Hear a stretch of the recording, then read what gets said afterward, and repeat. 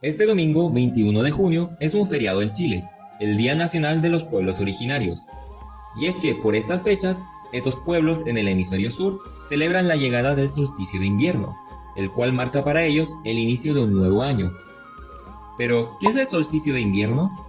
Para explicarlo, hay que analizar el movimiento aparente del Sol. Todos los días, el Sol parece salir del este y ocultarse en el oeste. Es el movimiento más evidente, pero hay otro mucho más sutil.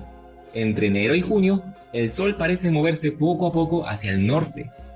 Aquí en el hemisferio sur, se ve como si el Sol se desplazara más hacia el horizonte al norte, haciendo que nos llegue menos energía del Sol y empiece a ser más frío.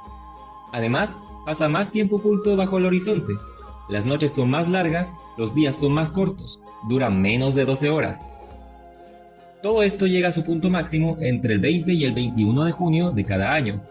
Se produce el mayor desplazamiento hacia el norte, el día más corto y la noche más larga del año. Este evento es lo que llamamos solsticio de invierno en el hemisferio sur. En este momento comienza lo que llamamos invierno. A partir de este momento, el Sol empieza a regresar hacia el sur, entre julio y diciembre. Vuelve el calor del Sol, vuelven a alargarse los días hasta llegar al otro extremo entre el 20 y el 21 de diciembre, el mayor desplazamiento hacia el sur, el día más largo y la noche más corta, el solsticio de verano. Esto se repite y se repite todos los años hasta el final de nuestros días. Entre un solsticio de invierno y otro, se pueden contar 365 días, periodo que llamamos año. Para varios pueblos originarios, los solsticios de invierno marcan el inicio de un nuevo año y se realizan varias ceremonias, como el Huerchipantu o Buñoltripantu mapuche, el Machac Mara o Wilcacuti Aymara o el Inti Raymi Inca. Pero, ¿por qué ocurre este ciclo aparente del Sol? En realidad, no es que el Sol gire alrededor de la Tierra.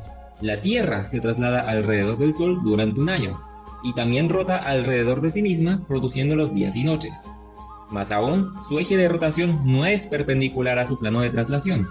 Está inclinado un poco más de 23 grados. Gracias a esta inclinación, cada punto en la Tierra está iluminado una cantidad variable de horas y observa un trayecto distinto del Sol. Por ejemplo, si la Tierra está aquí en junio, este punto pasa menos tiempo iluminado y percibe el Sol más hacia el norte. Pero en diciembre, después de que la Tierra da media vuelta alrededor del Sol, este mismo punto ahora pasa más tiempo iluminado y percibe el Sol más hacia el sur. Por eso el Sol parece moverse entre el norte y el sur, produciendo las estaciones del año. Y por eso los días y noches cambian de duración, por la traslación de la Tierra y la inclinación de su eje de rotación. Ahora ya sabes por qué ocurren los solsticios y las estaciones del año.